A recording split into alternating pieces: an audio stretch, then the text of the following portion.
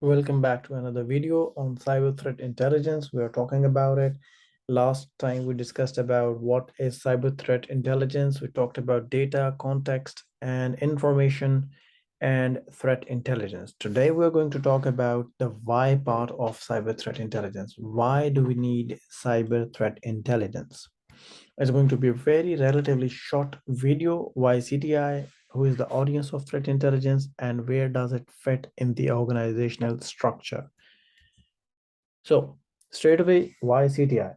Well, it enables your security teams to get additional information to make informed decisions. Remember from the last video, we know that the information, when it is attached with the correlation, well, for a correlation of other events or information, we get the threat intelligence. And that threat intelligence is required to make any informed decision. So threat intelligence in the form of reports, in the form of the analysis, provides your cybersecurity teams to have that additional bit of information where they can take an informed decision. Now, it further empowers your relevant stakeholders. It could be management, it could be technical team, it could be any other your clients, uh, to understand the true intent of adversaries and their techniques and procedures for any attack. For example, an attack happens in your organizations or in your client's organization. You respond to that, and the chapter is closed. But the threat intelligence comes in and understands the true intent of that adversary. They will identify, with the help of the threat actor profile based on the indicators of compromise that they have observed, the incident response team has observed. They will sketch out a complete profile of the threat actor, and they will also correlate the objectives of that threat actor in the other attacks that they have seen, and then they will help you understand that what exactly that adversary was after when he tried to breach or he breached your organizational environment. So once this kind of information is available to all the stakeholders, the relevant stakeholders can take a proactive approach towards cybersecurity. Maybe they can, based on that information, based on your threat intelligence report, they can decide to enhance their security posture. Maybe they can decide to do another audit of their security products. So these are the different things that they can do based on the threat intelligence. It also provides very specific actionable information to the relevant audience. For example, it could be that during their threat analysis, they saw that there was some IP that is being contacted by one of the endpoints in your environment.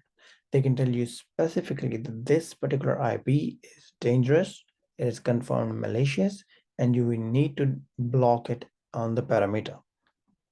It also provides you the ability to interpret the indicators of compromise or indicators of attack in the context of organizational defense.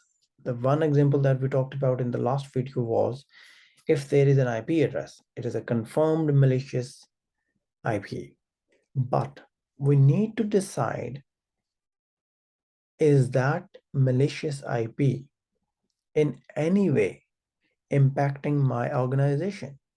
What is the context of that malicious IP? Maybe that IP was involved in an attack in Middle East. Your organization, your operations are in America or in Europe. That means that threat actor is not active in your region.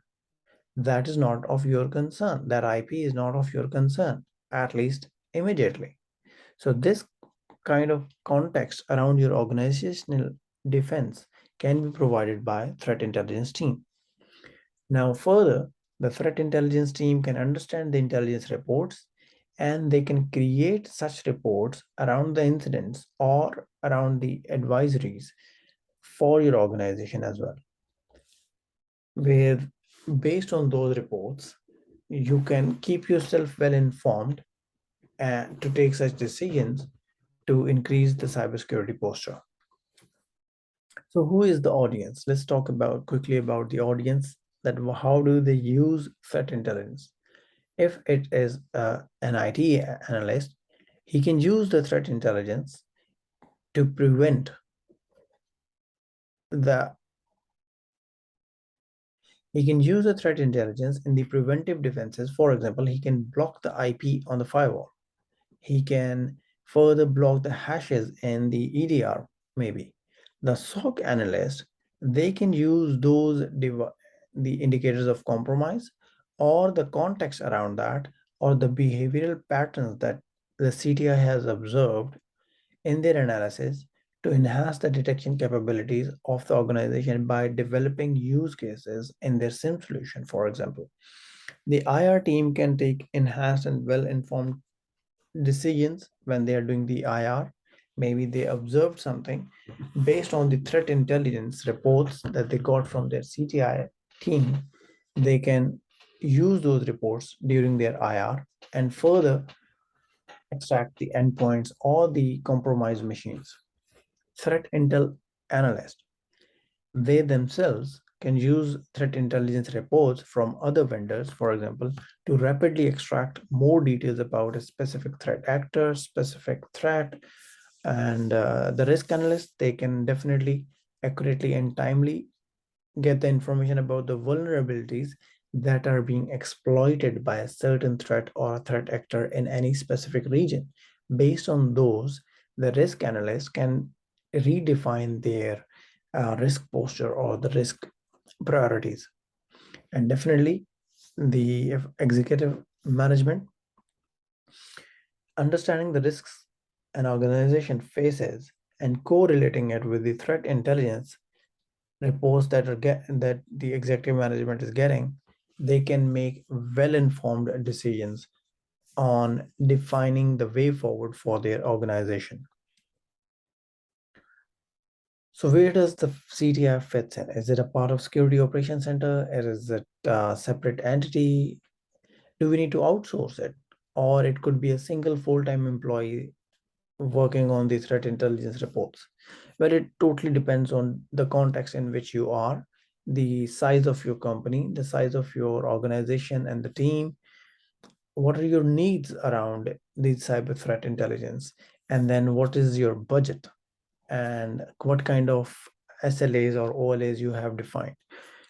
For example, if you are a small company, 3 to 4, 5 to 10, even 20 employees, definitely you won't have the budget to outsource it.